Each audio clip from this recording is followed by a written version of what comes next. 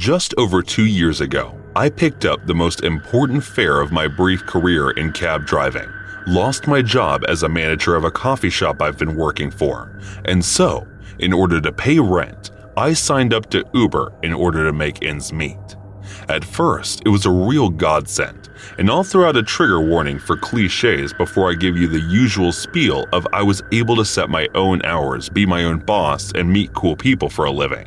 I know it's old news by now, but it's true. And considering it was something of an occupational low point for me, it actually wasn't that bad. But then I met Amy.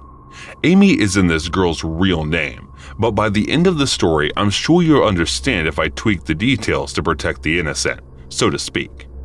Amy was pretty at a 4-star rating tip, well, pretty much your dream passenger. But she was so much more than that to me, because I never hit it off so well with the girl in such a short space of time before. I started out with me asking out how her day was, after picking her up around 6 on a Friday evening. She was cheerful. She said she had an okay week. But since she was swallowing the frog, so to speak, by heading over to an ex place to pick up some leftover belongings, if she got it out of the way, then she could just enjoy the rest of her weekend without worrying about it. Yeah, I didn't know what swallow the frog meant either, but according to her, it was a Mark Twain quote that goes something like this: "If the first thing you do in the morning is to eat the frog, and you can continue today with the satisfaction of knowing that this is probably the worst thing that will happen to you all day. Basically, get all of the terrible things done early so you can just chill for the rest of the day." I liked that idea, and that made me like Amy even more. We went from talking about our ex to talking about quotes we liked to literature and sports. It was a total scatterbrain conversation, but we seemed to match or complement each other at every turn. By the end of the ride, I had actual butterflies in my stomach, and when I promised to pick her up again soon if she ever needed a ride, she was like, "Why wait?"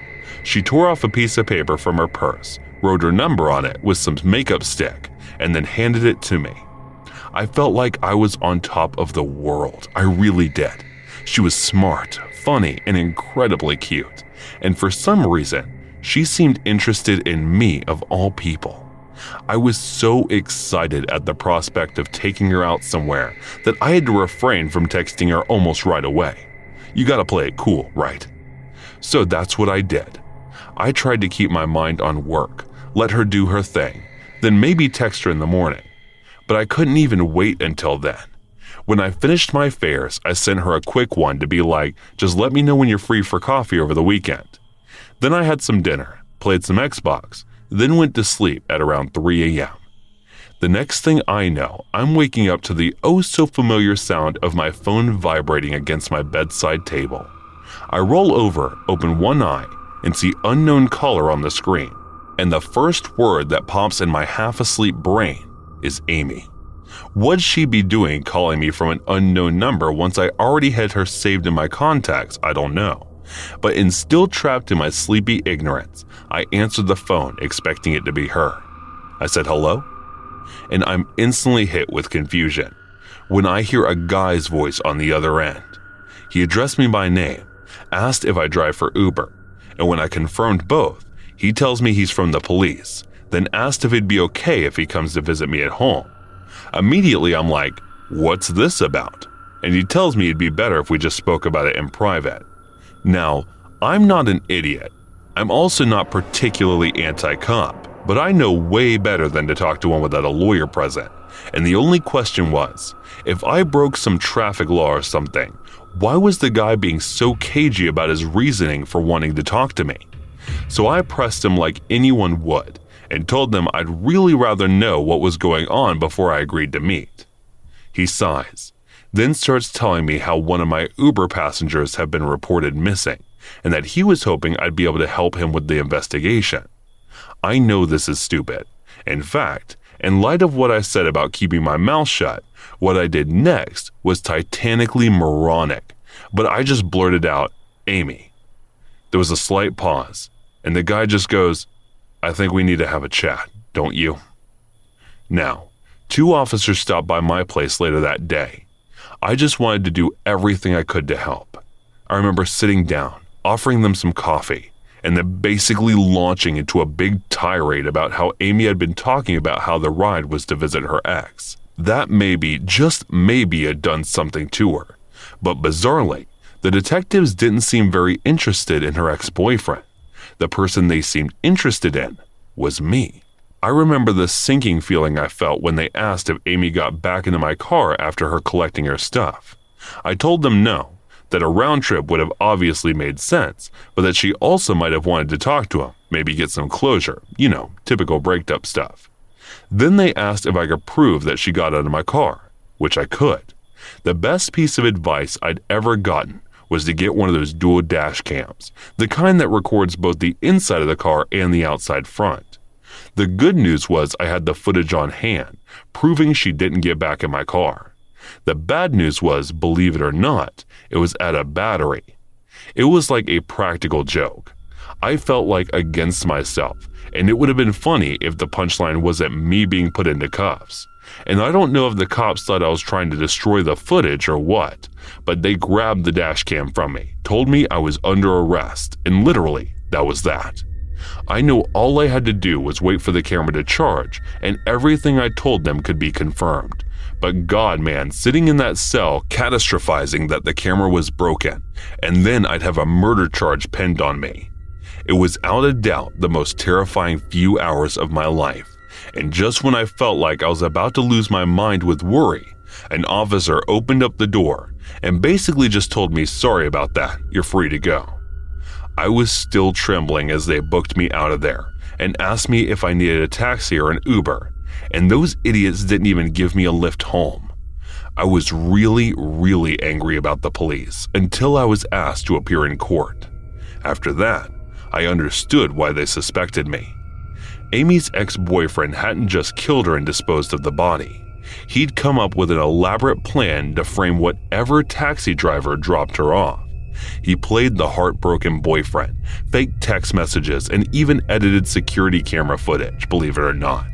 This all ended up getting used against him in court, but at face value, you could see why the police had me down as their number one suspect. It was actually the ex-boyfriend that reported her missing in the first place. He called the police raid after he finished dumping her body in some random land out in the rural area, telling them some sob story about how they just had gotten back together, and she wanted to pop back to her place to pick up a few bits before being driven back. To be honest, it was chillingly well thought out, and I thought I had been grimly impressed if it wasn't for the fact that I was supposed to be the fall guy. Thankfully, he got life in the end. I didn't go to any more of the court sessions. It was just too upsetting to see Amy's family all torn up like they were. So I heard the rest through the local and national news. I stopped driving Uber after that, not because I was overly traumatized or anything, although I'd be lying if I said the whole thing didn't get into my head for a while, after more because I had a more decent job offer for a management position at a corporate office shop. I went to a few therapy sessions, which honestly really helped, because for a while back there, I weirdly blamed myself for Amy's death. But as my therapist told me, if it wasn't me, it had just been some other driver, and we can't just blame ourselves for facilitating what are ultimately the sins of others. Hey guys, thanks so much for all the support. If you haven't subscribed to the channel yet, please feel free to do so. This happened about 5 years ago when I was around 16 or 17 years old. I always enjoyed walking, and I would spend at least an hour a day walking the roads around where I lived. And one day, when I was out doing my normal route and walking down the street that my house was on, I took a ride out onto the main street, following it until I got to the end. There I would cross the crosswalk and retrace my steps to go home. However, on this particular day, I was about 20 feet from where I would leave the main road on my journey back home. I had my headphones in and was blasting music as always. It can be a bad habit as I'm a young female that has been in some sketchy situations whilst out on my walks. But since it was daylight and the roads were pretty busy, I figured I was safe. But man, was I ever off with that assumption. As I was about to pass the entrance of a side street before leaving the main road, a black Ford F-150 pulled up and a man stopped and gestured for me to walk in front of him. So I did. I turned on my music, taking out my headphones, as I looked to see the man in black Ford was still stopped at the entrance of the side road. I looked at him, puzzled, trying to figure out if he was talking to me. So I pointed out myself, and he grinned, nodding. "What a beautiful girl like you are doing here?" he asked. I laughed awkwardly. "Walking," I replied, seeing as the answer should have been obvious. "It's a beautiful day for that," he commented, just seeming to make small talk. "Yeah," I stated before going to turn around and continue my route home. "Wait," the man called. I stopped and turned around, just trying to be polite, and even though the encounter was odd, I didn't see too many red flags yet. The man then went off saying things such as, "You're so beautiful, you know you have a really nice body, this hot weather is nice for a hot girl." I grew incredibly uncomfortable at this point, seeing as this man had to be in his mid-40s. He had a bit of receding hairline with black hair and a nose with protruding bridge, blue eyes that was surrounded by slight wrinkles, and was dressed in a dress shirt. So I instantly brought my aid, saying, "I'm a minor." There have been multiple times I've been mistaken for being older than I was, and I was hoping saying this would get this fully grown adult-ass man to back off, but he didn't. "Oh, that's okay. Come on, sweetheart, get in the truck." And that's when I started panicking. Stranger danger. I laughed nervously, looking at the cars around me to see if anyone was noticing what was happening, but nobody did. "No, that's fine, my house isn't far," I said. "No, really, get in the truck. I'll bring you home," he insisted. "No," I repeated. "Come on, just get in here with me," he called as I turned and started walking away. And I was hoping he'd just drive off somewhere else, but he didn't. Instead, he drove extremely slowly and followed me, complimenting me and trying to pressure me into his truck. I thought fast for multiple options for different scenarios, but I chose one simple one. I pulled out my phone while still walking and lifted it up to my ear, pretending too loudly to answer a call. "Hey, Dad." "Yeah, no, I'm just on the Mill Street. I'll be home about in 10 minutes. I started pretending to listen to a reply. "Okay, you're outside waiting for me? Awesome. Yeah, we can do that when I get back. Love you." After you heard me say that, he took off tires screeching, and I ran back home. I made it within about 6 minutes, actually calling my dad on the way, and he made a call to the police, who showed up shortly after and took my statement and the description of that man. It turned out that there was a man on the loose in my area who was exposing himself to minors and trying to pick them up for sexual acts, but they never actually found out exactly who it was. So creepy man in black Ford F-150, let's not meet again. This happened about a year ago. There were so many terrible factors working against me that night. I'm astounded I got away unscathed, at least physically. This all begins when I'm in my friend's apartment, who lives in a really rough part of town, in a series of poor decisions. That night, I decided to get belligerently drunk and take a few pills of God knows what. I know. Safe to say, after a solid night of partying around 4 a.m., I was not in the right state of mind. My drug-addled brain decided that instead of staying at either my friend's apartment like I normally would, I wanted to Uber back to my own apartment. My friend's apartment had 2 separate entrances and exits the building, one in the back unlit parking lot of the building and one facing the street. They had 2 sets of keys for each door, and I only had keys to the one in the back of the apartment. Since my Uber would obviously arrive at the streets and the door in the front of the building locks itself behind you, I exited this way when the driver was soon to arrive. Looking back, standing outside that apartment, I realized I looked like the easiest target on the planet. I'm a small petite female in my early 20s, and I can hardly stay upright. I'm using a street lamp to prop myself up and not doing a good job at either. The light was basically a beacon for any nearby predator saying, "Come get me." I'm not paying attention to my surroundings at all in this state, despite the fact that there are literally a bullet hole in the front door I just came out of.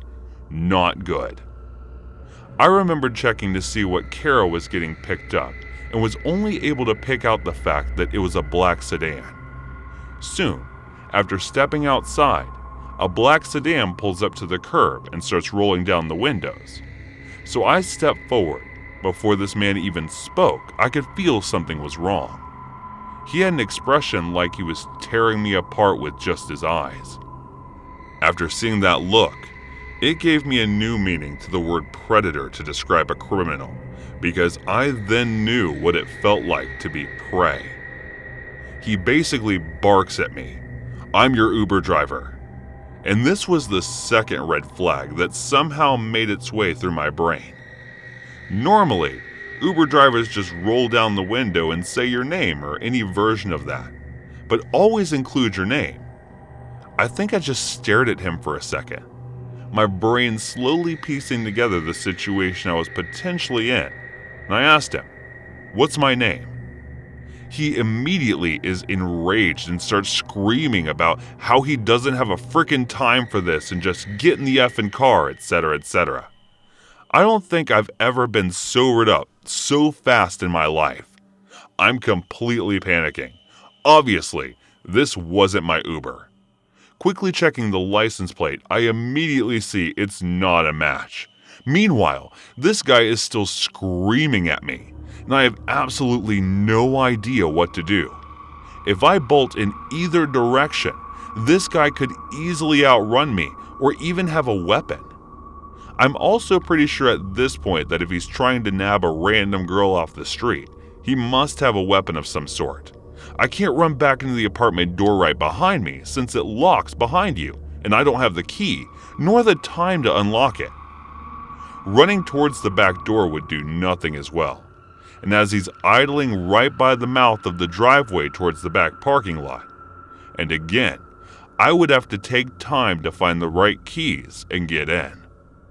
If I screamed, I'm not exactly in the type of neighborhood where someone would try to be a vigilante, and I can still hear the music radiating from my friend's third-floor apartment. I knew they wouldn't hear me. It's also 4 a.m., and absolutely no one is around. People talk a lot on the sub how they either sprint into action or freeze, but I felt incapable of doing either. It was the absolute worst feeling I've ever felt in my life. Everything in me wanted to run, but I felt that if I did, it would be the end of me. But if I kept standing there, staring in shock at the screaming man, the result will be the same. From when he started screaming at me to this point, I'm guessing only 20 seconds had passed. Just as he's looking like he's getting ready to get out of the car, another black sedan pulls up right behind him, checking the license plate as quickly as I can. I realize it's my actual Uber, and I make a full sprint of the car. Really only like 6 steps, and throw myself in screaming at my real Uber driver, "What's my name?" The poor dude looks terrified, but responds with my name quickly, to which I reply, "Get me out of here. That man's trying to kidnap me." If I was in his Uber driver's position, I think I would be too shocked to react as quickly as he did. But my dude flew out of there, offered to call the cops for me, which I declined and now regret, and then walked me to the front door of my apartment, ensuring I got in safely. Truly an incredible human being. You can rest easy knowing he got the fastest tip my college student bank account would allow for, although he deserved much, much more.